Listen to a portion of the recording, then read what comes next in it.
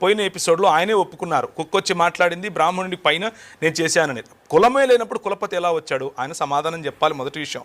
రెండో విషయం, క్రైస్తవ మతం అన్యాయం చేస్తుంది, దాని గురించి వస్తాను.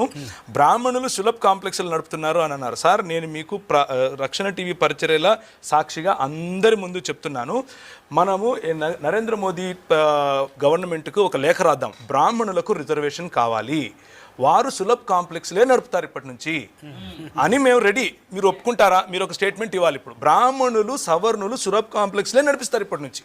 వారు చాలా పేదవాళ్ళు, మిగిలిన వాళ్ళందరూ ఐఏఎస్లు అవ్వాలి. ఏం సార్? మిగిలిన వాళ్ళందరూ ఐపీఎస్లు అవ్వాలి. బ్రాహ్మణులు సులభ్ కాంప్లెక్స్లే నడపాలి. మీరు చూస్తాను మీరేం మాట్లాడతారు. ఇప్పుడు దళితులపై ట్యాక్సులు వేసి శూద్రుని దోచుకున్నారు. ఇది రాజీవ్ మల్హోత్రా లాంటి భయంకరమైన దేశాన్ని విచ్ఛిన్నం చేసేటటువంటి ప్రజలు ఇచ్చే స్టేట్మెంట్. అలాంటి దానికి ఎంబీబీఎస్ డాక్టర్గా మీరు వత్తాసు పలకటం ఏమాత్రం నాకు నచ్చలేదు. ఎందుకు అనంటే, దళితులపై ట్యాక్సులు వేశారు అని చెప్తున్నారు. ట్యాక్స్ దళితులు మీరు ఎక్కడన్నా కనిపిస్తారా? లేకపోతే ట్యాక్స్ బాపనులు కనిపిస్తారా మీకు? రెవెన్యూ దళితులు కనిపిస్తారా? రెవెన్యూ బాపనులు కనిపిస్తారా మీకు? రెవెన్యూలు దళితులు కనిపిస్తారా? లేకపోతే రెవెన్యూ దోచిపెట్టిన క్షత్రియులు కనిపిస్తారా మీకు? సార్, ఇది దేశ చరిత్రను తెలుసుకోకపోతే చరిత్రహీనులం అవుతాం. ఇది అంబేద్కర్ గారు ఒక మాట చెప్పారు, ఈ విషయాన్ని దాన్ని కోట్ చేస్తున్నాను.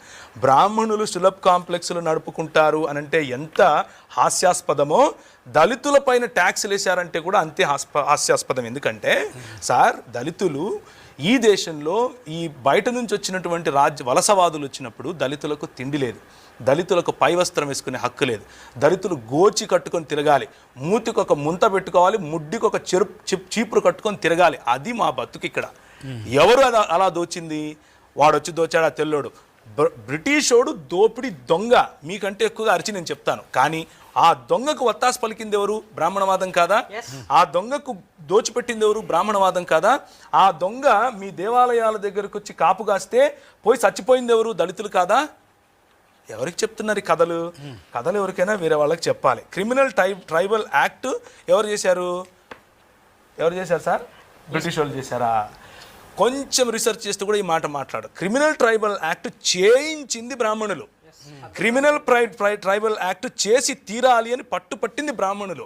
ఎందుకు అనంటే, ఫలానా సమాజం, మీరు ఏ సమాజం గురించి అయితే మీరు మీ సమాజంగా చెప్పుకుంటున్నారో ఆ సమాజం వెనుక వాళ్ళు ఒక ప్లీ వేశారు. ప్లీ వేసి ఈ సమాజం వాళ్ళు, ఎరుకళ్ళు, యానాదులు, కోయలు, గోండులు, ఇలాంటి వాళ్ళు కొంతమంది ఉన్నారు, వీళ్ళని మేము క్రిమినల్స్గా చూస్తాం, వాళ్ళు పుట్టుకతో నుంచే మా దగ్గర నుంచి అన్ని దోచుకొని పోయేవాళ్ళు, మేము రోడ్డు మీద వెళుతూ ఉంటే వాళ్ళు నడవటానికి వీల్లేదు, మేము వెళుతూ ఉంటే మా సొమ్ము వాళ్ళు దోచుకుని వెళ్తారు, కాబట్టి వాళ్ళను క్రిమినల్స్గానే గుర్తించండి అని ప్లీ వేసింది బ్రాహ్మణులు. ఎవరికి సార్ కథలు చెప్తారు?